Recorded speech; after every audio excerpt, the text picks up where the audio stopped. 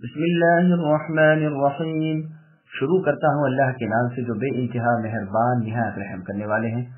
अर्रहमान अल्लमल कुरआन खलक़ल इंसान अल्लमहुल बयान अश्शम्सु वल क़मरु बिहुस्बान वन्नज्मु वश्शजरु यस्जुदान वस्समाअ रफ़अहा ववضअल मीज़ान अल्ला ततग़व फ़िल मीज़ान وأقيموا الوزن بالقسط ولا تخسروا الميزان والأرض وضعها للأنام فيها فاكهة والنخل ذات الأكمام والحب ذو العصف والريحان فبأي آلاء ربكما تكذبان۔ رحمان جس نے قرآن سکھایا، اللہ ہی نے انسان کو پیدا کیا اور اسے بولنا سکھایا۔ آفتاب اور مہتاب مقررہ حساب سے ہیں اور بے تنے کے درخت اور تنے دار درخت دونوں سجدہ کرتے ہیں۔ اللہ ہی نے آسمانوں کو بلند کیا اور اللہ ہی نے ترازو رکھی تاکہ تم اے انسانوں تولنے میں کمی بیشی نہ کرو۔ انصاف کے ساتھ وزن کو ٹھیک رکھو اور تول میں کم نہ کرو۔ اللہ ہی نے مخلوق کے لیے زمین بچھا دی جس میں میوے ہیں اور خوشے والی کھجور کے درخت ہیں اور اناج ہے بھس والا اور پھول ہیں خوشبودار۔ پس اے انسانوں اور جنوں تم اپنے پروردگار کی کس کس نعمت کا انکار کرو گے؟ سامعین اس سورت کا تعارف سنیے۔ زر رحمہ اللہ سے روایت ہے کہ ایک شخص نے کہا قرآن میں جو لفظ من ماء غیر آسنین ہے، یہ آسنین لفظ ہے یا آسنین ہے؟ تو آپ نے فرمایا گویا تو نے باقی کا سارا قرآن سمجھ لیا ہے۔ اس نے کہا میں مفصل کی تمام صورتوں کو ایک رکعت میں پڑھ لیا کرتا ہوں۔ آپ نے فرمایا پھر تو جیسے شعر جلدی جلدی پڑھے جاتے ہیں اسی طرح تو قرآن کو بھی جلدی جلدی پڑھتا ہوگا۔ افسوس مجھے خوب محفوظ ہے کہ مفصل کی ابتدائی کون کون سی دو برابر والی صورتوں کو رسول اللہ صلی اللہ علیہ وسلم ملایا کرتے تھے۔ ابن مسعود رضی اللہ عنہ کی قرات میں مفصل کی سب سے پہلی صورت یہی سورہ رحمان ہے۔ یہ روایت مسند احمد کی ہے۔ جابر رضی اللہ عنہ فرماتے ہیں کہ نبی صلی اللہ علیہ وسلم اپنے اصحاب رضی اللہ عنہم کے مجمع میں ایک روز تشریف لائے اور سورہ رحمان کی اول سے آخر تک تلاوت فرمائی۔ صحابہ کرام رضی اللہ عنہم چپ چاپ سنتے رہے۔ رسول اللہ نے فرمایا تم سے تو جنات ہی جواب دینے میں اچھے رہے۔ میں نے جب ان کے سامنے اس سورت کی تلاوت کی تو میں جب کبھی فبأي آلاء ربكما تكذبان پڑھتا تو جنات کہتے لا بشيء من نعمك ربنا نكذب فلك الحمد، یعنی اے ہمارے پروردگار ہم آپ کی نعمتوں میں سے کسی نعمت کو نہیں جھٹلاتے، آپ ہی کے لیے تمام تعریفیں سزاوار ہیں۔ یہ روایت سنن ترمذی نیز مستدرک حاکم میں ہے۔ یہی روایت ابن جریر کی تفسیر میں بھی مروی ہے۔ اس میں ہے کہ یا تو رسول اللہ صلی اللہ علیہ وسلم نے یہ سورت پڑھی یا آپ کے سامنے اس کی تلاوت کی گئی۔ اس وقت صحابہ رضی اللہ عنہم کی خاموشی پر رسول اللہ نے فرمایا اور جواب کے الفاظ یہ ہیں لا بشیء من نعم ربنا نکذب۔ سامعین اب آیتوں کی تفسیر سماعت کیجیے۔ اللہ کی رحمتیں، اللہ تعالیٰ کی رحمتیں کاملہ کا بیان فرماتے ہیں کہ اللہ نے اپنے بندوں پر قرآن کریم نازل فرمایا اور اپنے فضل و کرم سے اس کا حفظ کرنا بالکل آسان کر دیا۔ اللہ ہی نے انسان کو پیدا کیا اور اسے بولنا سکھایا۔ قتادہ رحمہ اللہ وغیرہ کہتے ہیں بیان سے مراد خیر و شر ہے لیکن بولنا ہی مراد دینا یہاں بہت اچھا ہے۔ حسن رحمہ اللہ کا قول بھی یہی ہے اور ساتھ ہی تعلیم قرآن کا ذکر ہے جس سے مراد تلاوت قرآن ہے اور تلاوت موقوف ہے بولنے کی آسانی پر۔ ہر حرف اپنے مخرج سے بے تکلف زبان ادا کرتی رہتی ہے، خواہ حلق سے نکلتا ہو خواہ دونوں ہونٹوں کے ملانے سے۔ مختلف مخرج اور مختلف قسم کے حروف کی ادائیگی اللہ تعالیٰ نے انسان کو سکھا دی۔ سورج اور چاند ایک دوسرے کے پیچھے اپنے اپنے مقررہ حساب کے مطابق گردش میں ہیں، نہ ان میں اختلاف ہو نہ اضطراب، نہ یہ آگے بڑھے نہ وہ اس پر غالب آئے۔ ہر ایک اپنی اپنی جگہ تیرتا پھرتا ہے۔ اور جگہ اللہ فرماتے ہیں فالق الاصباح الآیہ، اللہ تعالیٰ صبح کے نکالنے والے ہیں اور اللہ ہی نے رات کو اے انسانوں تمہارے لیے آرام کا وقت بنایا ہے اور سورج چاند کو حساب پر رکھا ہے۔ یہ مقررہ اندازہ ہے غالب اور علم والے اللہ تعالیٰ کا۔ اکرمہ رحمہ اللہ فرماتے ہیں تمام انسانوں کی، جنات کی، چوپایوں کی، پرندوں کی آنکھوں کی بصارت ایک ہی شخص کی آنکھوں میں کر دی جائے، پھر سورج کے سامنے جو 70 پردے ہیں ان میں سے ایک پردہ ہٹا دیا جائے تو ناممکن ہے کہ یہ شخص بھی اس کی طرف دیکھ سکے، باوجود یہ کہ سورج کا نور کرسی کے نور کا 70واں حصہ ہے، اور اللہ کی کرسی کا نور اللہ کے عرش کے نور کا 70واں حصہ ہے، اور عرش کا نور جو پردے اللہ کے سامنے ہیں اس میں سے ایک پردے کے نور کا 70واں حصہ ہے۔ بس خیال کر لو کہ اللہ تعالیٰ نے اپنے جنتی بندوں کی آنکھوں میں کس قدر نور دے رکھے ہوں گے کہ وہ اپنے رب تعالیٰ کے چہرے کو کھلم کھلا اپنی آنکھوں سے بے روک دیکھیں گے۔ اللہ ہمیں ان لوگوں میں شامل فرمائے جو اللہ تعالیٰ کے بزرگ اور خوبصورت چہرے کا بروز قیامت جنت میں دیدار کریں گے۔ درخت اللہ کی رحمت ہے، اس پر تو مفسرین کا اتفاق ہے کہ شجر اس درخت کو کہتے ہیں جو تنے والا ہو، لیکن نجم کے معنی کئی ایک ہیں۔ بعض تو کہتے ہیں نجم سے مراد بیلیں ہیں جن کا تنا نہیں ہوتا اور زمین پر پھیلی ہوئی ہوتی ہیں، بعض کہتے ہیں مراد اس سے ستارے ہیں جو آسمان میں ہیں۔ یہی قول زیادہ ظاہر ہے، وہ اول قول امام ابن جریر رحمہ اللہ کا اختیار کرتا ہے، واللہ اعلم۔ قرآن کریم کی یہ آیت بھی اس دوسرے قول کی تائید کرتی ہے۔ اللہ نے فرمایا الم تر ان اللہ یسجد له الآیہ، یعنی اے نبی کیا آپ نے نہیں دیکھا کہ اللہ کے لیے آسمان و زمین کی تمام مخلوقات اور سورج، چاند، ستارے، پہاڑ، درخت، چوپائے، جانور اور اکثر لوگ سجدہ کرتے ہیں۔ آسمان کی پیدائش، پھر آگے اللہ فرماتے ہیں آسمان کو اللہ ہی نے بلند کیا ہے اور اللہ ہی نے میزان یعنی ترازو رکھی ہے، یعنی عدل انصاف کی۔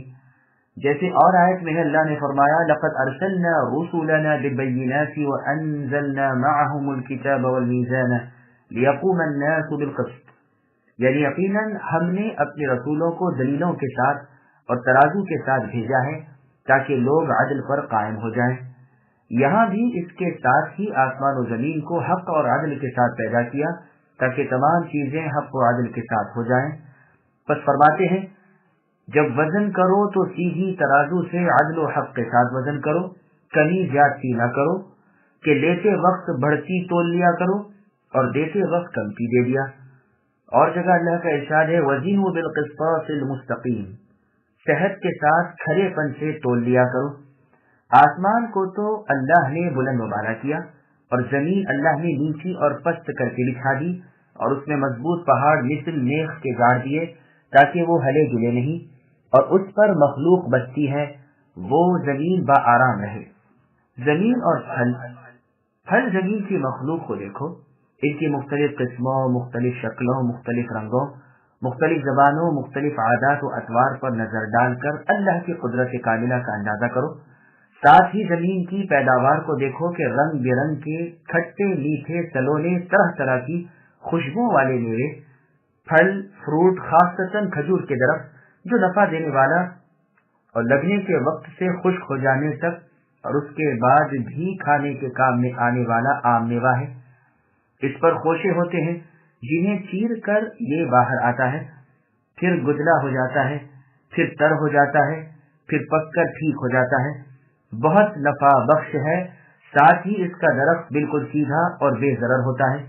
ابن ابی حاتم میں ہے کہ قیصر نے امیر المؤمنین عمر بن الخطاب رضی اللہ عنہ کو لکھا کہ میرے قاصد جو آپ کے پاس سے واپس آئے ہیں وہ کہتے ہیں کہ آپ کے ہاں ایک درخت ہوتا ہے جس کی سی خوب خصلت یعنی اچھی خصلت کسی اور میں نہیں، وہ جانور کے کان کی طرح زمین سے نکلتا ہے، پھر کھل کر موتی کی طرح ہو جاتا ہے، پھر سبز ہو کر زمرد کی طرح ہو جاتا ہے، پھر سرخ ہو کر یاقوت جیسا بن جاتا ہے، پھر پکتا ہے اور تیار ہو کر بہترین فالوجے کے مزے کا ہو جاتا ہے، پھر خشک ہو کر مقیم لوگوں کے بچاؤ کی اور مسافروں کے توشے بھتے کی چیز بن جاتا ہے۔ بس اگر میرے قاصد کی یہ روایت صحیح ہے تو میرے خیال سے تو یہ درخت جنتی درخت ہے۔ اس کے جواب میں شاہ اسلام فاروق اعظم عمر بن الخطاب رضی اللہ عنہ نے لکھا ہے کہ یہ خط ہے اللہ کے غلام مسلمانوں کے بادشاہ عمر کی طرف سے شاہ روم قیصر کے نام۔ آپ کے قاصدوں نے جو خبر آپ کو دی ہے وہ سچ ہے۔ اس قسم کے درخت ملک عرب میں بکثرت ہیں۔ یہی وہ درخت ہے جسے اللہ تعالیٰ نے مریم علیہ السلام کے پاس اگایا تھا جبکہ ان کے لڑکے عیسیٰ علیہ السلام ان کے بطن سے پیدا ہوئے تھے۔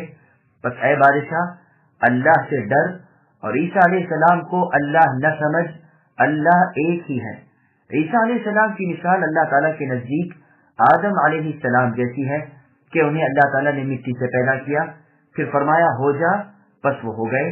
اللہ کی طرف سے سچی اور حق بات یہی ہے، تجھے چاہیے کہ شک و شبہ کرنے والوں میں نہ رہے۔ اکمام کے معنی لیف کے بھی کیے گئے ہیں، جو درخت کھجور کی گردن پر پوست کی طرح ہوتا ہے اور اس نے زمین میں بھوسی اور اناج پیدا کیا۔ عصف کے معنی کھیتی کے وہ سبز پتے جو اوپر سے کاٹ دیے گئے ہوں پھر سکھا لیے گئے ہوں۔ ریحان سے مراد پتے یا یہی ریحان جو اسی نام سے مشہور ہے، یا کھیتی کے سبز پتے۔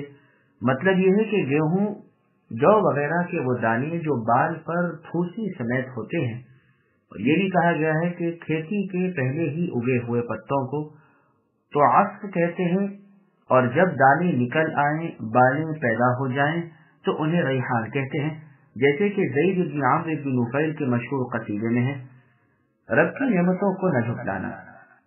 پھر آگے اللہ فرماتے ہیں، اے جنوں اور انسانوں، تم اپنے رب کی کس کس نعمت کو جھٹلاؤ گے؟ یعنی تم اللہ کی نعمتوں میں سر سے پیر تک ڈوبے ہوئے ہو اور مالا مال ہو رہے ہو۔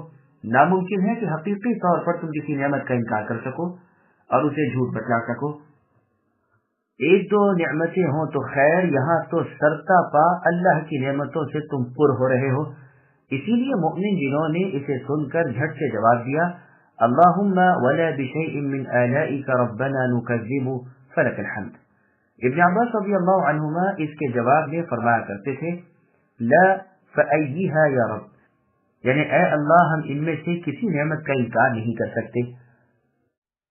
خلق الإنسان من صلصال كالفخار وخلق الجان من مارج من نار فبأي آلاء ربكما تكذبان رب المشرقين ورب المغربين فبأي آلاء ربكما تكذبان مرج البحرين يلتقيان بينهما برزخ لا يبغيان فبأي آلاء ربكما تكذبان يخرج منهما اللؤلؤ والمرجان فبأي آلاء ربكما تكذبان وله الجوار المنشآت في البحر كالأعلام فبأي آلاء ربكما تكذبان۔ اللہ ہی نے انسان کو ایسی آواز دینے والی مٹی سے پیدا کیا جو ٹھیکری کی طرح تھی، اور جنات کو آگ کے شعلے سے پیدا کیا۔ پس تم دونوں اپنے پروردگار کی کس کس نعمت کا انکار کرو گے؟ اللہ رب ہے دونوں مشرقوں اور دونوں مغربوں کے، تو اے انسانوں اور جنوں تم اپنے رب کی کس کس نعمت کے منکر بنو گے؟ اللہ نے دو دریا چلائے جو ایک دوسرے سے مل جاتے ہیں، ان دونوں میں ایک حجاب ہے کہ اس سے بڑھ نہیں سکتے، پس اپنے پروردگار کی کون سی نعمت کے تم منکر بنو گے؟ ان دونوں میں سے موتی اور مونگے برآمد ہوتے ہیں، پھر تم اے انسانوں اور جنوں اپنے رب کی کس کس نعمت کا انکار کر سکتے ہو؟ اور اللہ ہی کی ملکیت میں ہے وہ جہاز جو سمندروں میں پہاڑ کی طرح کھڑے ہوئے چل پھر رہے ہیں۔ پس اے انسانوں اور جنوں تم دونوں اپنے رب کی کس کس نعمت کو جھٹلاؤ گے؟ سامعین اب آیتوں کی تفصیل سماعت کیجیے۔ انسان کی اور جن کی پیدائش، یہاں بیان ہو رہا ہے کہ انسان کی پیدائش بجھنے والی ٹھیکری جیسی مٹی سے ہوئی ہے، اور جنات کی پیدائش آگ کے شعلے سے ہوئی ہے جو خالص اور احسن تھا۔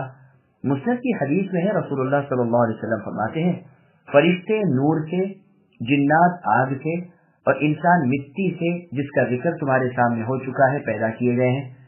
پھر اپنی کسی نعمت کے نہ جھٹلانے کی ہدایت کر کے اللہ تعالیٰ فرماتے ہیں، جاڑے اور گرمی کے دو سورج کے نکلنے اور ڈوبنے کے مقامات کے رب بھی اللہ تعالیٰ ہی ہیں۔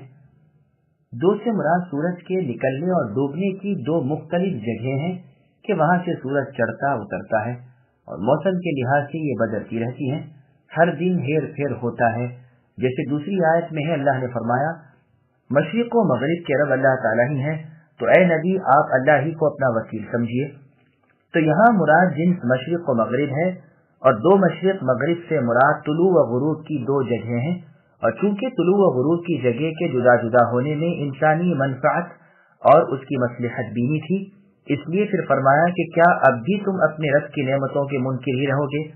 دو سمندر، اللہ کی قدرت کا نظارہ دیکھو کہ دو سمندر برابر چل رہے ہیں، ایک کھاری پانی کا ہے، دوسرا میٹھے پانی کا، لیکن نہ اس کا پانی اس میں مل کر اسے کھاری کرتا ہے، نہ اس کا میٹھا پانی اس میں مل کر اسے میٹھا کر سکتا ہے، بلکہ دونوں اپنی رفتار سے چل رہے ہیں، دونوں کے درمیان ایک پردہ حائل ہے، نہ وہ اس میں مل سکے نہ وہ اس میں جا سکے، یہ اپنی حد میں ہے وہ اپنی حد میں، اور قدرتی فاصلہ انہیں الگ الگ کیے ہوئے ہیں، حالانکہ دونوں پانی ملے ہوئے ہیں۔ سورہ فرقان کی آیت میں اللہ نے فرمایا وَهُوَ الَّذِي مَرَجَ الْبَحْرَيْنِ، اس کی تفسیر میں اس کی پوری تشریح گزر چکی ہے۔ امام ابن جریر رحمہ اللہ تو فرماتے ہیں کہ اس سے مراد آسمان کا دریا اور زمین کا دریا ہے۔ امام ابن جریر رحمہ اللہ یہ بھی فرماتے ہیں کہ آسمان میں جو پانی کا قطرہ ہے اور صدف جو زمین کے دریا میں ہے، ان دونوں سے مل کر لؤلؤ یعنی موتی پیدا ہوتا ہے۔ واقعہ تو یہ ٹھیک ہے، لیکن اس آیت کی تفسیر اس طرح کرنی کچھ مناسب نہیں معلوم ہوتی، اس لیے کہ آیت میں ان دونوں کے درمیان برزخ یعنی آڑ کا ہونا بیان فرمایا گیا ہے، جو اس کو اس سے اور اس کو اس سے روکے ہوئے ہے۔ اس سے معلوم ہوتا ہے کہ یہ دونوں زمین میں ہی ہیں، بلکہ ایک دوسرے سے لگے لگے چلتے ہیں، مگر اللہ تعالیٰ نے اپنی قدرت سے انہیں جدا رکھا ہے۔ آسمان و زمین کے درمیان جو فاصلہ ہے وہ برزخ اور حجر نہیں کہا جاتا، اس لیے صحیح قول یہی ہے کہ یہ زمین کے دو دریاؤں کا ذکر ہے، نہ کہ آسمان اور زمین کے دریا کا۔ ان دونوں میں سے یعنی دونوں میں سے ایک میں سے، جیسے اور جگہ جن و انس کو خطاب کر کے سوال ہوا ہے کہ کیا تمہارے پاس تم ہی میں سے رسول نہیں آئے تھے؟ ظاہر ہے کہ رسول صرف انسان میں سے ہی ہوئے ہیں، جنات میں کوئی جن رسول نہیں آیا۔ جیسے یہاں اطلاق صحیح ہے حالانکہ وقوع ایک میں ہی ہے، اسی طرح اس آیت میں بھی اطلاق دونوں دریا پر ہے اور وقوع ایک میں ہی ہے۔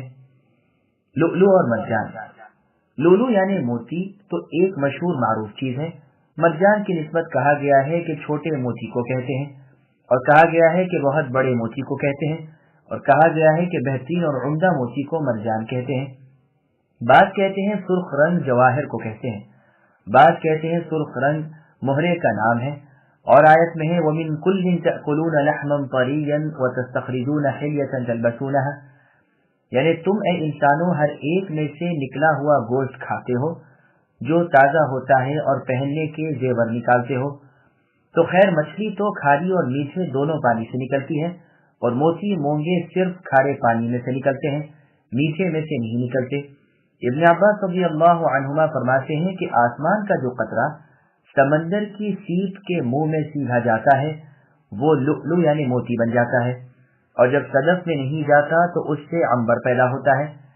مینا برسنے کے وقت سیپ اپنا منہ کھول دیتی ہے، بس اس نعمت کو بیان فرما کر پھر اللہ تعالیٰ دریافت فرماتے ہیں کہ ایسی ہی بے شمار نعمتیں جس رب کی ہیں، تم بھلا اے انسانوں اور جنوں اپنے رب کی کس کس نعمت کی تکذیب کرو گے۔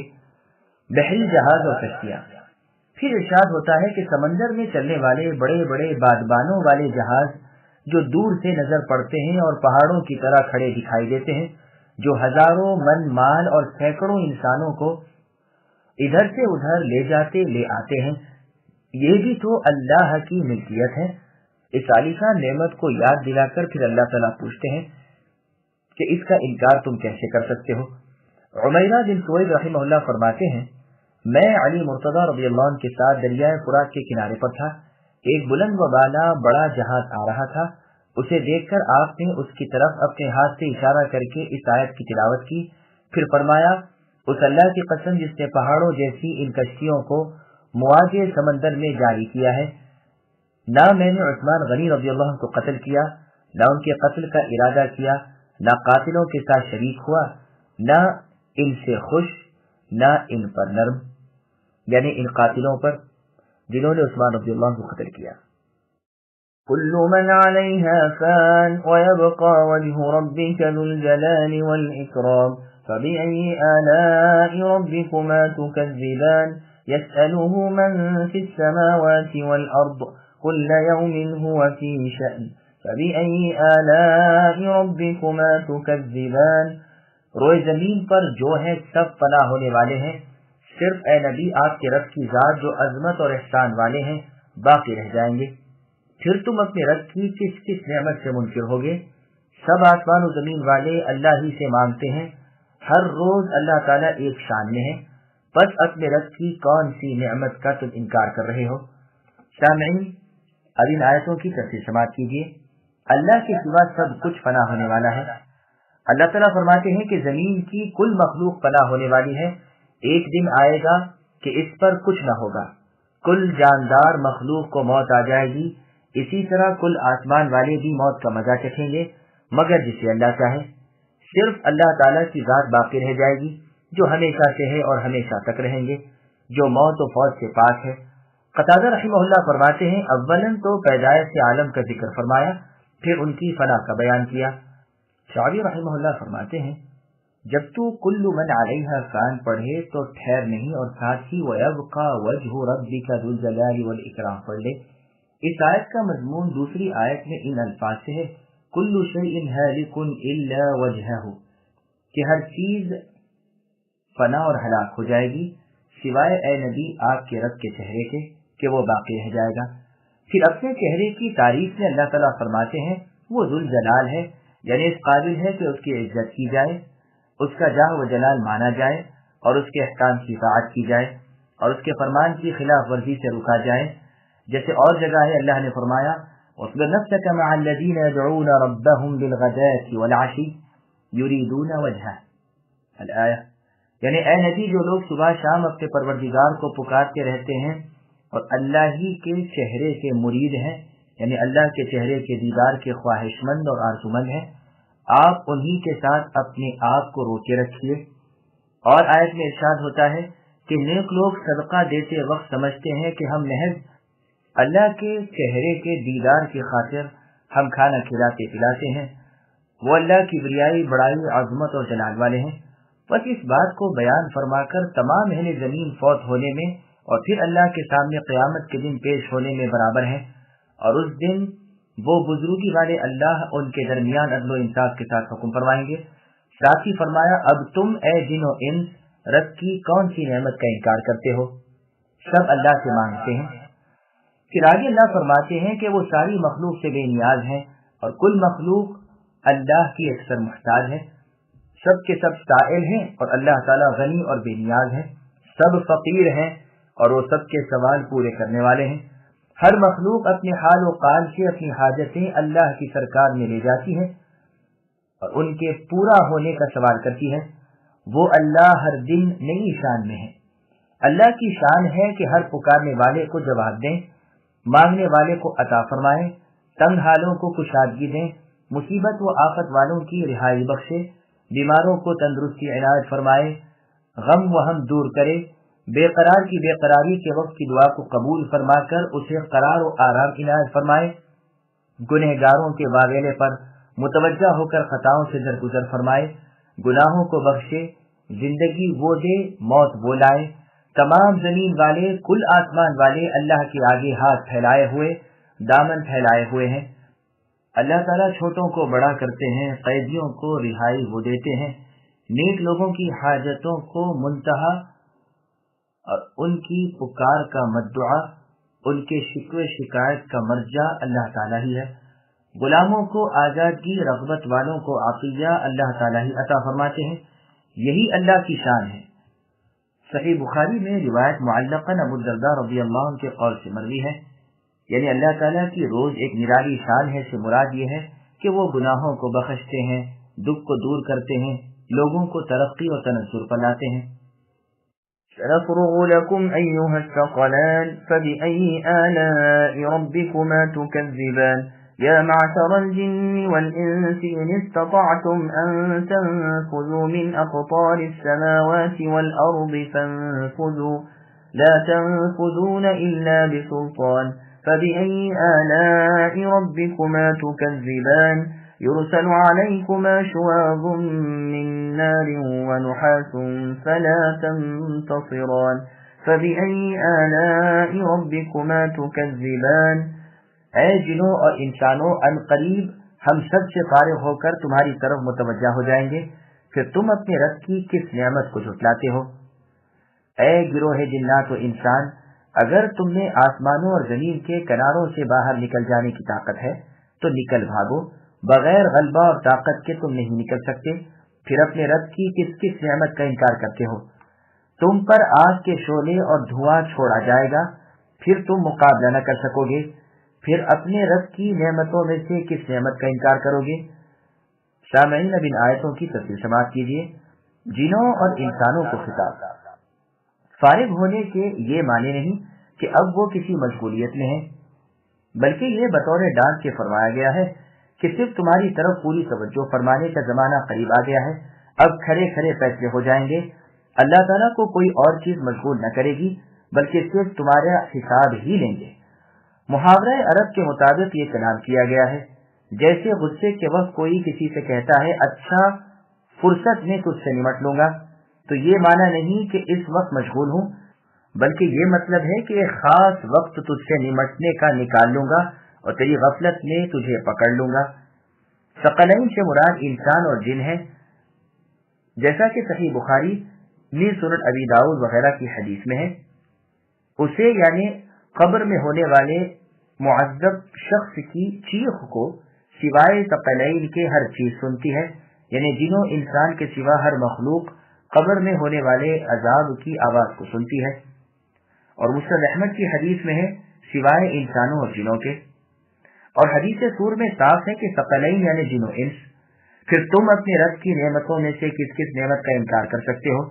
اے جنوں اور انسانوں، تم اللہ تعالیٰ کے حکم اور اللہ کے مقرر کردہ تقدیر سے بھاگ کر بچ نہیں سکتے، بلکہ وہ تم سب کو گھیرے ہوئے ہے۔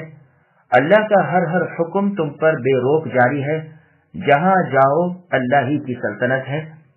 حقیقتاً واقع ہوگا میدان محشر میں کہ مخلوقات کو ہر طرف سے فرشتے احاطہ کیے ہوئے ہوں گے، چاروں جانب ان کی ساتھ صفیں ہوں گی، کوئی شخص بغیر دلیل کے ادھر سے ادھر نہ ہو سکے گا، اور دلیل سوائے امر الہی، حکم الہی کے اور کچھ نہیں۔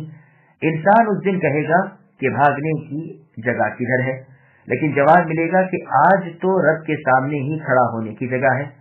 اور آیت میں اللہ نے فرمایا وَالَّذِينَ كَسَبُوا السَّيِّئَاتِ الآیہ، یعنی بدیاں کرنے والوں کو ان کی برائیوں کے مانند سزا ملے گی، ان پر ذلت سوار ہوگی اور اللہ کی پکڑ سے پناہ دینے والا کوئی نہ ہوگا، ان کے منہ مثل اندھیری رات کے ٹکڑوں کے ہوں گے، یہ جہنمی گروہ ہے جو ہمیشہ جہنم میں ہی رہے گا۔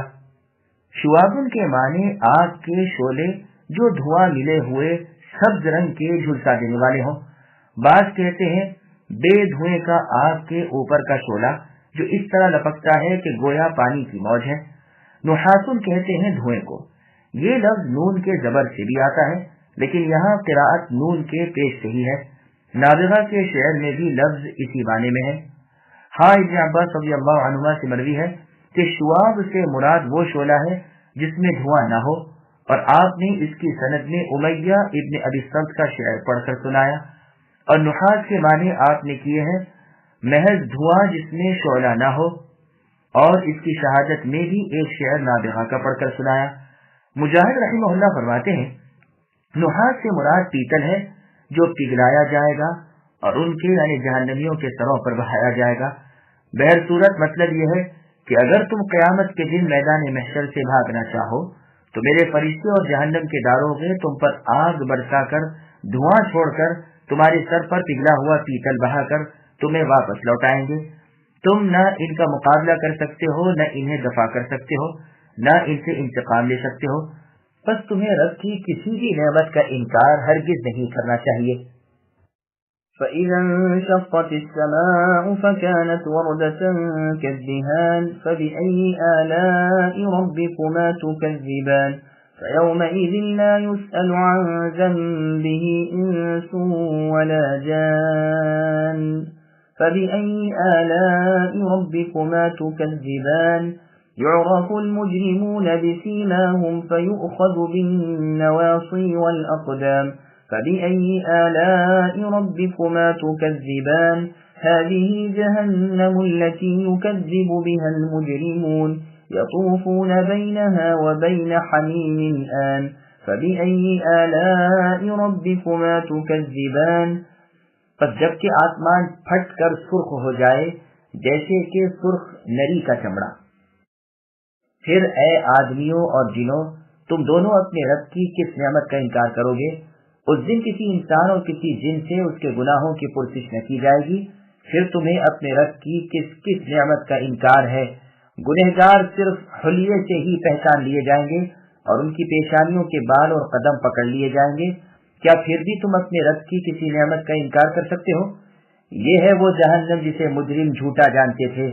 इसके और खौलते हुए गर्म पानी के दरमियान चक्कर खाएंगे। फिर तुम अपने रब की कौन सी नेमत को झुटलाते हो? सामईन बिनातों की तफसीर समाअत कीजिए। आसमान फट जाएगा। आसमान का फट जाना और आयतों में भी बयान हुआ है। अल्लाह का इरशाद है वंशक़्क़तिस समाउ फहिय यौमइज़िन वाहिया, और जगह है यौम तशक़्क़क़ुस समाउ बिल ग़मामी, और फरमाया इज़स समाउ इंशक़्क़त वगैरह। जिस तरह चांदी वगैरह पिघलाई जाती है, यही हालत आसमान की हो जाएगी। रंग पर रंग बदलेगा, क्योंकि क़यामत की हौलनाकी उसकी शिद्दत और दहशत है ही ऐसी। इब्न अब्बास रज़ियल्लाहु अन्हुमा फरमाते हैं सुर्ख चमड़े की तरह हो जाएगा, और रिवायत में है गुलाबी रंग घोड़े के रंग जैसा आसमान का रंग हो जाएगा। अबू सालिह रहमहुल्लाह फरमाते हैं पहले गुलाबी रंग होगा, फिर सुर्ख हो जाएगा। गुलाबी रंग घोड़े का रंग मौसम बहार में तो जर्दी माय नजर आता है और जाड़े में बदलकर सुर्ख जचता है। जूं जूं सर्दी बढ़ती है उसका रंग मुतगय्यर होता जाता है। इसी तरह आसमान भी रंग पर रंग बदलेगा, पिघले हुए तांबे की तरह हो जाएगा। जैसे रोगन गुलाब का रंग होता है, उस रंग का आसमान हो जाएगा। आज वो सब्ज रंग है, लेकिन उस दिन उसका रंग सुर्खी लिए हुए होगा, जैतून के तेल की तिलछट जैसा हो जाएगा।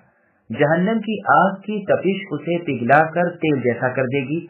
उस दिन किसी मुजरिम से उसका जुर्म न पूछा जाएगा। जैसे और आयत में अल्लाह ने फरमाया हाज़ा यौम ला यंतिकून अल-आया, ये वो दिन है कि बात न करेंगे, न उन्हें इजाजत दी जाएगी कि वो उज़्र व माज़िरत करें।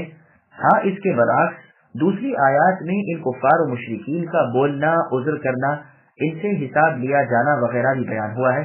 अल्लाह का फरमान है फ़वरब्बिक लनसअलन्नहुम अजमईन, ऐ नबी आपके रब की कसम है हम सबसे सवाल करेंगे और इनके कुल कामों की पुरसिश करेंगे। तो मतलब ये है कि एक मौके पर ये है, दूसरे मौके पर ये है। पुरसिश हुई, हिसाब किताब हुआ, उज़्र व माज़िरत खत्म कर दी गई। अब मुंह पर मोहर लग गई, हाथ पांव और आज़ाए जिस्म ने गवाही दी, फिर पूछ गुछ की जरूरत न रही, उज़्र व माज़िरत तोड़ दी गई। और ये तस्बीक भी है कि किसी से न पूछा जाएगा कि फला अमल किया या नहीं किया, क्योंकि अल्लाह को खूब मालूम है। हाँ, जो सवाल होगा वो ये कि ऐसा क्यों किया। तीसरा कौल ये है कि फरिश्ते पूछेंगे नहीं, वो तो चेहरे देखते ही पहचान लेंगे और जहन्नम की जंजीरों में बांध औंधा मुंह घसीट जहन्नम वासिल कर देंगे। जैसे इसके बाद ही फरमाया कि ये गुनहगार अपने चेहरों और अपनी खास अलामतों से ही पहचान लिए जाएंगे। चेहरे सियाह होंगे, आंखें कैरी होंगी। ठीक इसी तरह मुमिनों के चेहरे भी अलग मुमताज होंगे। उनके आज़ा वजू चांद की तरह चमक रहे होंगे। गुनहगारों को पेशानियों और कदमों से पकड़ा जाएगा और जहन्नम में डाल दिया जाएगा। जिस तरह बड़ी लकड़ी को दो तरफ से पकड़कर तन्नूर में झोंक दिया जाता है, पीठ की तरफ से जंजीर लाकर गर्दन और पांव एक करके बांध दिए जाएंगे, कमर तोड़ दी जाएगी और कदम और पेशानी मिला दी जाएगी और जकड़ दिया जाएगा। जहन्नम पर रखे जाने वाले पुल सिरात का जिक्र। इस सिलसिले में इमाम इब्न कसीर रहमहुल्लाह ने इब्न अबी हातिम के हवाले से जो रिवायत पेश की है वो सब ज़ईफ है, लेकिन सूरह मरियम की आयत नंबर 71 के ज़ैल में जो तफसीर पुल सिरात और उस पर से गुजर जाने वालों की कैफियत और उनके अहवाल का जिक्र, पुल सिरात का मुफस्सल जिक्र हम सूरह मरियम की आयत नंबर 71 और 72 की तफसीर में मुकम्मल बयान कर चुके हैं। यहाँ उसके इरादे की जरूरत नहीं। जहन्नम के मुनकिरों का अंजाम। उन गुनहगारों से कहा जाएगा कि लो, जिस जहन्नम का तुम इनकार करते थे उसे अपनी आंखों से देख लो। ये इन्हें बतौर रुस्वा और जलील करने, शर्मिंदा और नाजिम करने, इनकी खिफत बढ़ाने के लिए कहा जाएगा। फिर इनकी हालत होगी कि कभी आग का अजाब हो रहा है, कभी पानी का, कभी जहीम में जलाए जाते हैं और कभी हमीम पिलाए जाते हैं, जो पिघले हुए तांबे की तरह महज आग है जो आंतों को काट देती है। और जगह अल्लाह ने फरमाया इज़िल अग़लालु फ़ी अनाक़िहिम अल-आया, यानी जबकि उनकी गर्दनों में तौक होंगे और पाँव में बेड़ियां होंगी, वो हमीम से जहीम में घसीटे जाएंगे और बार बार जलाए जाएंगे। ये गर्म पानी हदे दर्जा का गर्म होगा। बस यूं कहना ठीक है कि वो भी जहन्नम की आग ही है जो पानी की सूरत में है। तबरी में है, क़तादा रहमहुल्लाह फरमाते हैं आसमान और जमीन की पैदाइश के वक्त से आज तक वो गर्म किया जा रहा है। मुहम्मद इब्न काब अल-कुरज़ी रहमहुल्लाह फरमाते हैं बदकार शख्स की पेशानी के बाल पकड़कर उसे उस गर्म पानी में एक गौता दिया जाएगा, जिस्म का सारा गोश्त घुल जाएगा और हड्डियों को छोड़ देगा, बस 2 आंखें और हड्डियों का ढांचा रह जाएगा। इसी को फरमाया फिल हमीम सुम्मा फिन्नार युस्जरून। इनके माने हाजिर के भी किए गए हैं। और आयत में है तुस्का मिन आइनिल आनिया, यानी सख्त गर्म मौजूद पानी की नहर से उन्हें पानी पिलाया जाएगा जो हरगिज न पी सकेंगे, क्योंकि वो बेइंतहा गर्म बल्कि मिसल आग के है। कुरान करीम में और जगह है अल्लाह ने फरमाया गैर नाज़िरीन इनाह, वहां मुराद तैयारी और पक जाना है, क्योंकि बदकारों की सजा और नेककारों की जजा भी अल्लाह का फضل और रहमत अदल लुत्फ है। अपने इन अजाबों का पहले से बयान कर देना ताकि शिर्क और मासी के करने वाले होशियार हो जाएं, ये भी अल्लाह की नेमत है। इसलिए फरमाया फिर तुम ए जिन और इंस अपने रब की कौन कौन सी नेमत का इनकार करोगे।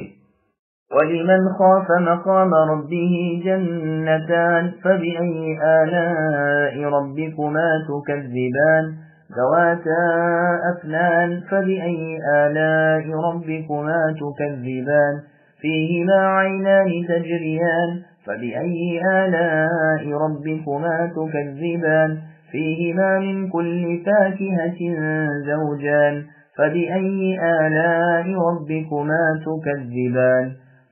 और उस शख्स के लिए जो अपने रब के सामने खड़ा होने से डरे 2 जन्नतें हैं। बस अपने परवरदिगार की नेमतों में से किसको तुम झूठा जानते हो। दोनों जन्नतें बहुत सी टहनियों और शाखों वाली हैं। फिर अपने रब की किस नेमत को तुम झूठ समझते हो। इन दोनों जन्नतों में 2 बहते हुए चश्मे हैं। सो ए जिनो इंस तुम अपने रब की कौन कौन सी नेमत के मुनकिर हो जाओगे। इन दोनों जन्नतों में हर किस्म के मेवे भी जोड़ा जोड़ा होंगे। फिर क्या क्या नेमतें अपने रब की झुटलाओगे। सामईन अब आयतों की तफसीर समाअत कीजिए। अल्लाह का खौफ रब का इनाम है। इब्न शौज़म और आता खुरासानी रहमहुल्लाह फरमाते हैं आयत वलिमन खाफ मकाम रब्बिही जन्नतान सिद्दीक़ अकबर रज़ियल्लाहु अन्हु के बारे में नाजिल हुई है। अतिया इब्न क़ैस रहमहुल्लाह फरमाते हैं ये आयत उस शख्स के बारे में नाजिल हुई है जिसने कहा था मुझे आग में जला देना ताकि मैं अल्लाह ताला को ढूंढा ना मिलूं। इस कलमे के कहने के बाद 1 रात 1 दिन तौबा की, अल्लाह ताला ने कबूल फरमा ली और उसे जन्नत में ले गए। लेकिन सही बात यह है कि ये आयत आम है। इब्न अब्बास रज़ियल्लाहु अन्हुमा वगैरह का कौल यही है। मतलब यह है कि जो शख्स क़यामत के दिन अपने रब के सामने खड़ा होने का डर अपने दिल में रखता है और अपने आप को अपने नफ्स की ख्वाहिशों से बचाता है और सरकशी नहीं करता बल्कि आखिरत की फिक्र ज्यादा करता है और उसे बेहतर और पायदार समझता है, फराइज बजा लाता है, अल्लाह की हराम करदा कामों से रुकता है, क़यामत के दिन उसे एक छोड़िए 2 जन्नतें मिलेंगी। सही बुखारी में है रसूलुल्लाह सल्लल्लाहु अलैहि वसल्लम फरमाते हैं कि 2 जन्नतें चांदी की होंगी और उनका कुल सामान भी चांदी का ही होगा और 2 जन्नतें सोने की होंगी, उनके बर्तन और जो कुछ उनमें है सब सोने का होगा। इन जन्नतियों में और दीदारे बारी ताला में कोई चीज हायल न होगी सिवाय उस किबरियाई के पर्दे के जो अल्लाह अज़्ज़ व जल के चेहरे पर है। ये जन्नत आदन में होंगे। ये हदीस सिहाह और किताबों में भी है बजुज़ सुनन अबी दाऊद के। रावी हदीस हम्माद रहमहुल्लाह फरमाते हैं मेरे ख्याल में तो ये हदीस मरफू है। तफसीर है अल्लाह ताला के फरमान वलिमन खाफा और वमिन दूनिहिमा जन्नतान की। सोने की 2 जन्नतें मुकर्रबीन के लिए और चांदी की 2 जन्नतें अस्हाब यमीन के लिए। तफसीर इब्न जरीर में अबू दर्दा रज़ियल्लाहु अन्हु का कौल है, फरमाते हैं रसूलुल्लाह ने एक मर्तबा इस आयत की तिलावत की तो मैंने कहा अगरचे जिना और चोरी भी इससे हो गई हो। रसूलुल्लाह ने फिर वही आयत पढ़ी। मैंने फिर यही सवाल किया तो रसूलुल्लाह ने फरमाया अगरचे अबू दर्दा की नाक खाक आलूदा हो जाए। जन्नत की नेमत है। बाद सनद से ये रिवायत मौकूफ भी मरवी है और अबू दर्दा रज़ियल्लाहु अन्हु से ये भी मरवी है कि जिस दिल में अल्लाह ताला के सामने खड़े होने का खौफ होगा नामुमकिन है कि उससे जिना हो या वो चोरी करे। ये आयत आम है, इंसानों और जिन्नात दोनों को शामिल है और इस बात की बेहतरीन दलील है कि जिनों में से भी जो ईमान लाएं और तक़वा करें वो जन्नत में जाएंगे। इसीलिए जिनों इंस को इसके बाद खिताब करके अल्लाह ताला फरमाते हैं कि अब तुम अपने रब की किस किस नेमत की तकजीब करोगे। پھر ان دونوں جنتوں کے اوصاف بیان فرماتے ہیں کہ یہ نہایت ہی سرسبز و شاداب ہے، بہترین اعلیٰ خوش ذائقہ عمدہ اور تیار پھل ہر قسم کے ان میں موجود ہیں۔ تمہیں نہ چاہیے کہ تم اپنے پروردگار کی کسی نعمت کا انکار کرو۔ افنان شاخوں اور ڈالیوں کو کہتے ہیں، یہ اپنی کثرت سے ایک دوسرے سے ملی جلی ہوں گی، یہ سایہ دار ہوں گی جن کا سایہ دیواروں پر بھی چڑھا ہوا ہوگا۔ اکرمہ رحمہ اللہ یہی معنی بیان کرتے ہیں اور عربی کے شعر کو اس پر دلیل میں وارد کرتے ہیں۔ یہ شاخیں سیدھی اور پھیلی ہوئی ہوں گی، رنگ برنگ کی ہوں گی۔ یہ مطلب بھی بیان کیا گیا ہے کہ ان میں طرح طرح کے میوے ہوں گے، کشادہ اور گھنے سائے والی ہوں گی۔ یہ تمام اقوال صحیح ہیں اور ان میں کوئی منافات اور ٹکراؤ نہیں۔ یہ تمام اوصاف ان شاخوں میں ہوں گے۔ چنانچہ اسماء رضی اللہ عنہ سے مروی ہے کہ رسول اللہ صلی اللہ علیہ وسلم نے سدرۃ المنتہا کا ذکر کرتے ہوئے فرمایا، اس کی شاخوں کا سایہ اس قدر دراز ہے کہ سوار 100 سال تک اس میں چلا جائے، یا فرمایا کہ 100 سوار اس کے تلے سایہ حاصل کر لیں۔ سونے کی ٹڈیاں اس پر چھائی ہوئی تھیں، اس کے پھل بڑے بڑے مٹکوں اور بہت بڑے گول جتنے تھے۔ یہ روایت سنن ترمذی نیز حناد بن سری الکوفی کی کتاب الزہد میں ہے۔ جنت کا پانی، پھر ان میں نہریں بہ رہی ہیں تاکہ ان درختوں اور شاخوں کو سیراب کرتی رہیں اور بکثرت عمدہ پھل لائیں۔ اب تو تمہیں اپنے رب کی نعمتوں کی قدر کرنی چاہیے۔ ایک کا نام تسنیم ہے، دوسری کا سلسبیل ہے۔ یہ دونوں نہریں پوری روانی کے ساتھ بہ رہی ہیں، ایک ستھرے پانی کی، دوسری لذت والی بے نشے کی شراب کی۔ ان میں ہر قسم کے پھلوں کے جوڑے بھی موجود ہیں، اور پھل بھی وہ کہ جس کی صورت کو تم پہچانتے ہو لیکن ان کی لذت سے بالکل بھی واقف نہیں، کیونکہ وہاں کی نعمتیں نہ کسی آنکھ نے دیکھی ہیں، نہ کسی کان نے سنی ہیں، نہ کسی دل و دماغ میں ان کا خیال آ سکتا ہے۔ تمہیں رب کی نعمتوں کی ناشکری سے رک جانا چاہیے۔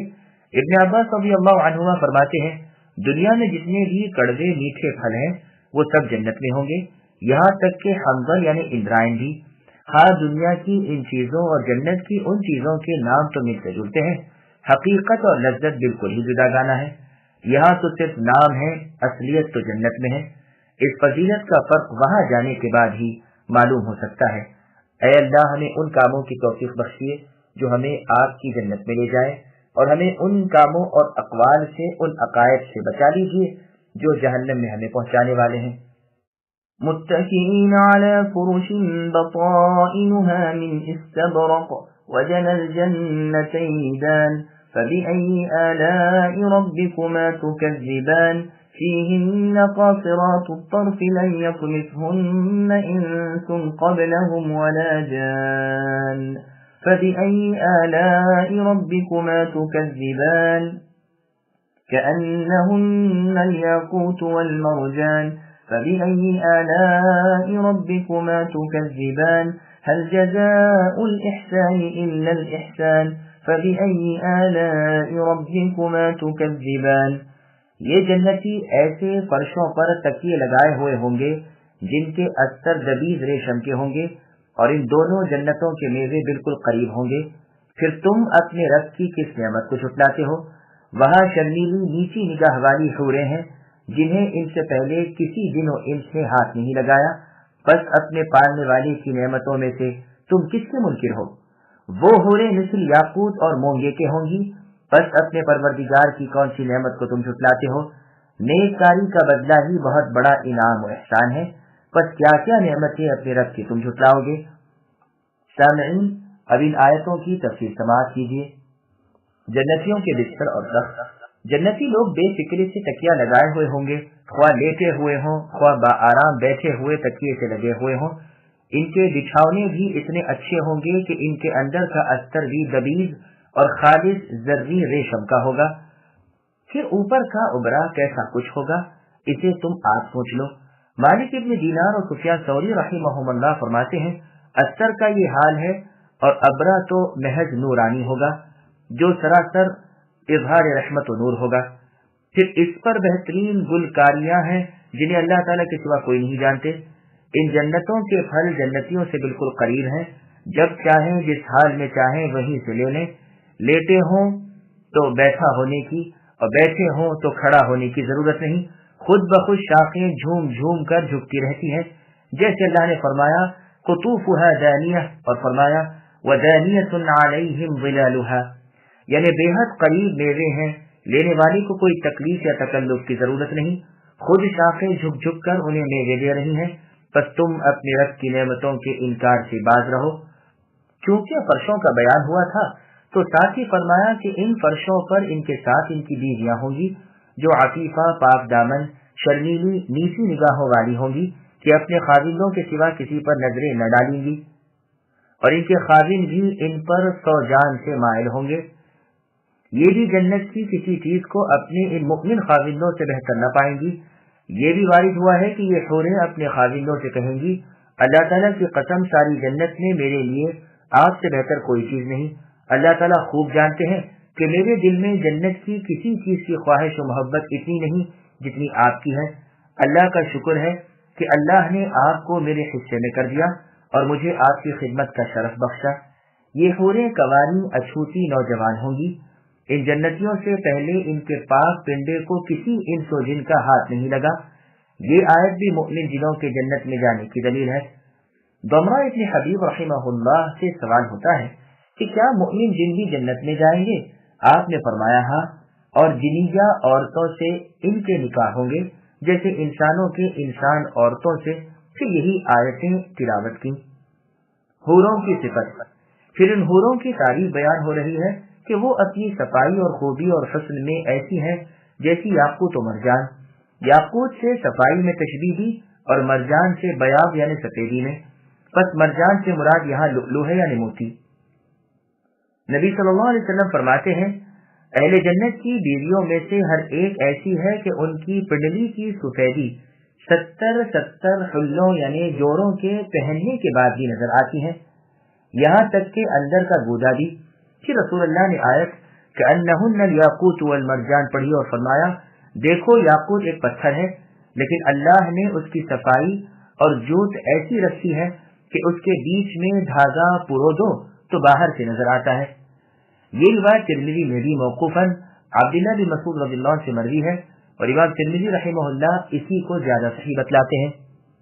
صحیح مسلم میں ہے کہ یا تو فخر کے طور پر یا مذاکرے کے طور پر یہ بحث چھڑ گئی کہ جنت میں عورتیں زیادہ ہوں گی یا مرد، تو ابو ہریرہ رضی اللہ عنہ نے فرمایا کیا ابو القاسم صلی اللہ علیہ وسلم نے یہ نہیں فرمایا کہ پہلی جماعت جو جنت میں جائے گی وہ چاند جیسی صورتوں والی ہوگی، ان کے پیچھے جو جماعت جائے گی وہ آسمان کے بہترین چمکیلے تاروں جیسے چہروں والی ہوگی، ان میں سے ہر شخص کی 2 بیویاں ایسی ہوں گی جن کی پنڈلی کا گودا گوشت کے نیچے سے نظر آئے گا، اور جنت میں کوئی بغیر بیوی کا نہ ہوگا۔ اس حدیث کی اصل بخاری میں بھی ہے۔ مسند احمد میں رسول اللہ صلی اللہ علیہ وسلم فرماتے ہیں اللہ تعالیٰ کی راہ کی صبح اور اللہ کی راہ کی شام ساری دنیا سے اور جو اس میں ہے سب سے بہتر ہے۔ جنت میں جو جگہ تمہیں ملے گی اس میں سے ایک کمان یا ایک کوڑے کے برابر کی جگہ ساری دنیا اور اس کی ساری چیزوں سے افضل ہے۔ اگر جنت کی عورتوں میں سے ایک عورت دنیا میں جھانک لے تو زمین و آسمان کو جگمگا دے اور خوشبو سے تمام عالم مہک اٹھے۔ ان کی ہلکی سی چھوٹی سی دوپٹیاں بھی دنیا اور دنیا کی ہر چیز سے گرا ہے۔ صحیح بخاری میں یہ حدیث بھی ہے۔ پھر ارشاد ہے کہ دنیا میں جس نے نیکی کی اس کا بدلہ آخرت میں سلوک و احسان کے سوا اور کچھ نہیں، جیسے اللہ نے ارشاد فرمایا للذین احسنوا الحسنى وزیادہ، نیکی کرنے والے کے لیے نیکی ہے اور زیادتی یعنی جنت اور اللہ تعالیٰ کا دیدار ہے۔ ابو الدرداء رضی اللہ عنہ فرماتے ہیں کہ رسول اللہ صلی اللہ علیہ وسلم سے میں نے منبر پر واز بیان فرماتے ہوئے سنا، رسول اللہ نے آیت وَلِمَنْ خَافَ مَقَامَ رَبِّهِ جَنَّتَانِ پڑھی تو میں نے کہا اگرچہ زنا کیا ہو اگرچہ چوری کی ہو۔ باقی حدیث اوپر گزر چکی ہے کہ ہاں اگرچہ زنا کیا ہو اگرچہ چوری کی ہو۔ وَمِن دُونِهِمَا جَنَّتَانِ فَبِأَيِّ آلَاءِ رَبِّكُمَا تُكَذِّبَانِ مُدْهَامَّتَانِ فَبِأَيِّ آلَاءِ رَبِّكُمَا تُكَذِّبَانِ فِيهِمَا عَيْنَانِ نَضَّاخَتَانِ فَبِأَيِّ آلَاءِ رَبِّكُمَا تُكَذِّبَانِ فِيهِمَا فَاكِهَةٌ وَنَخْلٌ وَرُمَّانٌ فَبِأَيِّ آلَاءِ رَبِّكُمَا تُكَذِّبَانِ فِيهِنَّ خَيْرَاتٌ حِسَانٌ فَبِأَيِّ آلَاءِ رَبِّكُمَا تُكَذِّبَانِ حُورٌ مَقْصُورَاتٌ فِي الْخِيَامِ فبأي آلاء ربكما تكذبان لم يطمثهن إنس قبلهم ولا جان فبأي آلاء ربكما تكذبان متكئين على رفرف خضر وعبقري حسان فبأي آلاء ربكما تكذبان تبارك اسم ربك ذي الجلال والإكرام۔ اور ان دو جنتوں کے سوا دو جنتیں اور ہیں، پس تم اپنے پرورش کرنے والے اللہ کی کس کس نعمت کو جھٹلاؤ گے جو دونوں گہری سبز سیاہی مائل ہیں؟ بتاؤ اور پروردگار کی کس کس نعمت کا انکار کرو گے؟ ان جنتوں میں دو بجوش ابلنے والے چشمے ہیں، پھر تم اپنے پالنہار کی کون سی نعمت کا جھوٹ ہونا کہہ رہے ہو؟ ان دونوں میں میوے اور کھجور اور انار ہوں گے، کیا اب بھی رب کی کسی نعمت کی تکذیب تم کرو گے؟ ان میں نیک سیرت خوبصورت عورتیں ہیں، پس تمہارے جھٹلانے کا تعلق اللہ کی کس نعمت کے ساتھ ہے؟ گوری رنگت کی حوریں جنتی خیموں میں محفوظ ہیں، پس اے انسانوں اور جنوں اب اپنے رب کی کس نعمت کا انکار کرو گے؟ ان حوروں سے کوئی انسان یا جن اس سے قبل نہیں ملا، پس اپنے پروردگار کی کون سی نعمت کے ساتھ تم تکذیب کرتے ہو؟ سبز مسندوں اور عمدہ فرشوں پر تکیہ لگائے ہوئے ہوں گے، پس اے جنوں اور انسانوں تم اپنے رب کی کس نعمت کو جھٹلاؤ گے؟ تمہارے پروردگار کا نام بابرکت ہے جو بزرگی اور انعام والے ہیں۔ سامعین آیاتوں کی تفسیر سماعت کیجیے۔ جنت سرسبز ہے، یہ دونوں جنتیں جن کا ذکر ان آیتوں میں ہے ان جنتوں سے کم مرتبہ ہیں جن کا ذکر پہلے گزرا، اور وہ حدیث بھی بیان ہو چکی جس میں ہے دو جنتیں سونے کی اور دو چاندی کی، پہلی دو تو مقربین خاص کی جگہ ہیں اور یہ دوسری دو اصحاب یمین کی۔ الغرض درجے اور فضیلت میں یہ دو ان دو سے کم ہیں جس کی دلیلیں بہت سی ہیں۔ ایک یہ ان کا ذکر اور صفت ان سے پہلے بیان ہوئی، اور یہ تقدیم بیان بھی دلیل ہے ان کی فضیلت کی۔ پھر یہاں وَمِن دُونِهِمَا فرمانا صاف ظاہر کرتا ہے کہ یہ ان سے کم مرتبہ ہیں۔ وہاں ذواتا افنان کہا تھا، یعنی بکثرت مختلف مزے کے میووں والی شاخوں دار، یہاں فرمایا مدھامتان یعنی پانی کی پوری طرح سے سیاہ۔ ابن عباس رضی اللہ عنہما فرماتے ہیں سبز، محمد بن کعب رحمہ اللہ فرماتے ہیں سبزی سے پر، قتادہ رحمہ اللہ فرماتے ہیں اس قدر پھل پکے ہوئے تیار ہیں کہ وہ ساری جنت سرسبز معلوم ہو رہی ہے۔ الغرض وہاں شاخوں کی پھیلاوٹ بیان ہوئی، یہاں درختوں کی کثرت بیان فرمائی گئی، تو ظاہر ہے کہ اس میں اور اس میں بہت فرق ہے۔ ان نہروں کی بابت لفظ تجریان ہے اور یہاں لفظ نباختان ہے یعنی ابلنے والی، اور یہ ظاہر ہے کہ نوح سے جری یعنی ابلنے سے بہنا بہت برتری والا ہے۔ جنت کے پھل بحاق رحمہ اللہ فرماتے ہیں یعنی پر ہے پانی رکتا نہیں، اور لیجئے وہاں فرمایا تھا کہ ہر قسم کے میووں کے جوڑے ہیں، اور یہاں فرمایا اس میں میوے اور کھجوریں اور انار ہیں، تو ظاہر ہے کہ پہلے کے الفاظ عمومیت کے لیے ہوئے ہیں، وہ قسم کے اعتبار سے اور کمیت کے اعتبار سے بھی اس سے فضیلت رکھتے ہیں، کیونکہ یہاں لفظ فاکہہ گو نکرہ ہے لیکن سیاق میں اس بات کے ہے، اسی لیے بطور تفسیر کے بعد میں نخل و رمان کہہ دیا، جیسے عطف خاص عام پر ہوتا ہے۔ امام بخاری رحمہ اللہ وغیرہ کی تحقیق بھی یہی ہے۔ کھجور اور انار کو خاصتاً اس لیے ذکر کیا کہ اور میووں پر انہیں شرف ہے۔ ابن ابی حاتم کی ایک مرفوع حدیث میں ہے جنتی کھجور کے درختوں کے ریش کا جنتوں کا لباس بنے گا، یہ سرخ رنگ سونے کے ہوں گے، اس کے تنے سب زمردیں ہوں گے، اس کے پھل شہد سے زیادہ میٹھے اور مسکے سے زیادہ نرم ہوں گے، گٹلی بالکل نہ ہوگی۔ خیرات کے معنی بکثرت اور بہت حسین، نہایت نیک خلق اور بہتر خلق، ایک مرفوع حدیث میں بھی یہ معنی مروی ہے۔ ایک اور حدیث میں ہے کہ حور عین جو گانا گائیں گی ان میں یہ بھی ہوگا ہم خوش خلق خوبصورت ہیں جو بزرگ خاوندوں کے لیے پیدا کی گئی ہیں۔ یہ پوری حدیث سورہ واقعہ کی تفسیر میں ابھی آئے گی انشاءاللہ تعالی۔ یہ لفظ تشدید سے بھی پڑھا گیا ہے۔ پھر سوال ہوتا ہے کہ اب تم اپنے رب کی کس کس نعمت کی تکذیب کرتے ہو؟ حوریں ہیں جو خیموں میں رہتی سہتی ہیں، یہاں بھی وہی فرق ملاحظہ ہو کہ وہاں تو فرمایا تھا کہ خود وہ حوریں اپنی نگاہ نیچے رکھتی ہیں، اور یہاں فرمایا ان کی نگاہیں نیچے کی گئی ہیں۔ بس اپنے آپ ایک کام کو کرنا اور دوسرے سے کرایا جانا، ان دونوں میں کس قدر فرق ہے۔ گو پردہ دونوں صورتوں میں حائل ہے۔ عبداللہ بن مسعود رضی اللہ عنہ فرماتے ہیں ہر مسلمان کے لیے خیرہ ہے، یعنی نیک اور بہترین نورانی حور، اور دو ہر خیرہ کے لیے خیمہ ہے، اور ہر خیمے کے 4 دروازے ہیں جن میں سے ہر روز تحفہ کرامت، ہدیہ اور انعام آتا رہتا ہے۔ نہ وہاں کوئی فساد ہے، نہ سختی ہے، نہ گندگی ہے، نہ بدبو ہے۔ حوروں کی صحبت ہے جو اچھوتے، صاف سفید، چمکیلے موتیوں جیسی ہے۔ صحیح بخاری میں ہے، رسول اللہ صلی اللہ علیہ وسلم فرماتے ہیں جنت میں ایک خیمہ ہے در مجوف کا، اس کی چوڑائی 60 میل کی ہے، اس کے ہر کونے میں جنتی کی بیویاں ہیں جو دوسرے کونے والیوں کو نظر نہیں آتی، مؤمن ان سب کے پاس آتا جاتا رہے گا۔ بخاری کی دوسری روایت میں چوڑان کا 30 میل ہونا مروی ہے، یہ حدیث صحیح مسلم شریف میں بھی ہے۔ ابو الدرداء رضی اللہ عنہ فرماتے ہیں خیمہ ایک ہی لؤلؤ کا ہے جس میں 70 دروازے موتی کے ہیں۔ ابن عباس رضی اللہ عنہ فرماتے ہیں جنت میں ایک خیمہ ہوگا جو ایک موتی کا بنا ہوا ہوگا، 4 فرسخ چوڑا، جس کے 4000 دروازے ہوں گے اور چوکٹیں سب کی سونے کی ہوں گی۔ پھر آگے اللہ فرماتے ہیں ان بے مثل حسینوں کے پنڈے اچھوتے ہیں، کسی جن و انس کا گزر ان کے پاس نہیں ہوا۔ پہلے بھی اس قسم کی آیت ما تک سے گزر چکی ہے۔ ہاں، پہلی جنتوں کی حوروں کے اوصاف میں اتنا جملہ وہاں تھا کہ وہ یاقوت و مرجان جیسی ہیں، یہاں ان کے لیے یہ نہیں فرمایا گیا۔ پھر سوال ہوا کہ تم رب کی کس کس نعمت کا انکار کرو گے، یعنی اللہ تعالیٰ کی کسی بھی نعمت کا انکار نہیں کرنا چاہیے۔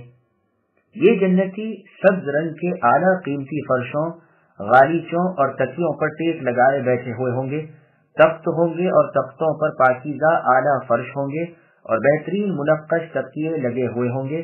یہ تخت اور یہ فرش اور یہ تکیے جنتی باغوں اور ان کی کیاریوں پر ہوں گے۔ یہ اعلیٰ درجے کے دھاری دار اور نقشین ریشم کے ہوں گے اور یہی ان کے فرش ہوں گے۔ کوئی سرخ رنگ ہوگا، کوئی زرد رنگ اور کوئی سبز رنگ۔ جنتیوں کے کپڑے بھی ایسے ہی اعلیٰ اور بالا ہوں گے۔ دنیا میں کوئی ایسی چیز نہیں جس سے انہیں تشبیہ دی جا سکے۔ یہ بسترے مخملی ہوں گے جو بہت نرم اور بالکل خالص ہوں گے، کئی رنگ کے ملے جلے نقش ان میں بنے ہوئے ہوں گے۔ ابو عبیدہ رحمہ اللہ فرماتے ہیں عبقر ایک جگہ کا نام ہے جہاں منقش بہترین کپڑے بنے جاتے تھے۔ خلیل ابن احمد فرماتے ہیں ہر نفیس اور اعلیٰ چیز کو عرب عبقری کہتے ہیں۔ چنانچہ ایک حدیث میں ہے جس کو امام بخاری اور مسلم وغیرہ لائے ہیں کہ رسول اللہ صلی اللہ علیہ وسلم نے عمر بن خطاب رضی اللہ عنہ کی نسبت فرمایا میں نے کسی عبقری کو نہیں دیکھا جو عمر کی طرح پانی کے بڑے بڑے ڈول کھینچتا ہو۔ یہاں بھی خیال فرمائیے کہ پہلی 2 جنتوں کے فرش و فروش اور وہاں کے تکیوں کی جو صفت بیان کی گئی ہے وہ ان سے اعلیٰ ہے۔ وہاں بیان فرمایا گیا تھا کہ ان کے استر یعنی اندر کا کپڑا خالص ذلیذ عمدہ ریشم ہوگا، پھر اوپر کے کپڑے کا بیان نہیں ہوا تھا، اس لیے کہ جس کا استر اتنا اعلیٰ ہے اس کے ابرے یعنی اوپر کے کپڑے کا تو کہنا ہی کیا ہے۔ پھر اگلی 2 جنتوں کے اوصاف کے خاتمے پر فرمایا تھا کہ اطاعت کا صلہ سوائے عنایت کے اور کیا ہو سکتا ہے۔ تو ان اہل جنت کے اوصاف میں احسان کو بیان فرمایا جو اعلیٰ مرتبہ اور غایت ہے، جیسے جبرائیل علیہ السلام والی حدیث میں ہے کہ انہوں نے اسلام کا سوال کیا، پھر ایمان کا، پھر احسان کا، جیسا کہ صحیح بخاری میں ہے۔ بس یہ کئی وجوہ ہیں جن سے صاف ثابت ہے کہ پہلے کی 2 جنتوں کو ان 2 جنتوں پر بہترین فضیلت حاصل ہے۔ اللہ تعالیٰ کریم و وہاب سے ہمارا سوال ہے کہ وہ ہمیں بھی ان جنتوں میں کرے جو ان 2 جنتوں میں ہوں گے جن کے اوصاف پہلے بیان ہوئے ہیں، آمین۔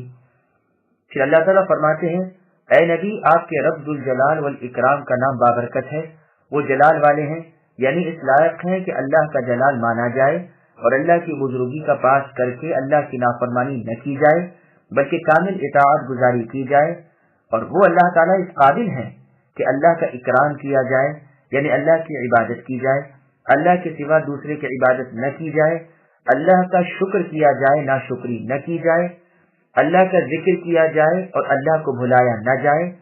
وہ اللہ تعالیٰ تو عظمت اور کبریائی والے ہیں۔ مسند ابی اعلیٰ میں ہے یا ذا الجلال والاکرام کے ساتھ سمٹ جاؤ۔ امام ترمذی رحمہ اللہ اس کی سند کے ساتھ یہ حدیث مروی ہے اس میں یا کا لفظ نہیں ہے۔ جوہری رحمہ اللہ فرماتے ہیں کہ جب کوئی کسی کو چمٹ جائے اسے تھام لے تو عرب کہتے ہیں لفظ، یہی لفظ اس حدیث میں آیا ہے۔ تو مطلب یہ ہے کہ الحا و خلوص، عاجزی اور مسکینی کے ساتھ ہمیشگی اور لزوم سے اللہ تعالیٰ کے دامن میں لٹ جاؤ۔ صحیح مسلم اور سنن اربعہ میں عائشہ رضی اللہ عنہا سے روایت ہے کہ رسول اللہ صلی اللہ علیہ وسلم نماز سے سلام پھیرنے کے بعد صرف اتنی ہی دیر بیٹھتے کہ یہ کلمات کہہ لیں، اللہم انت السلام ومنک السلام تبارکت یا ذا الجلال والاکرام۔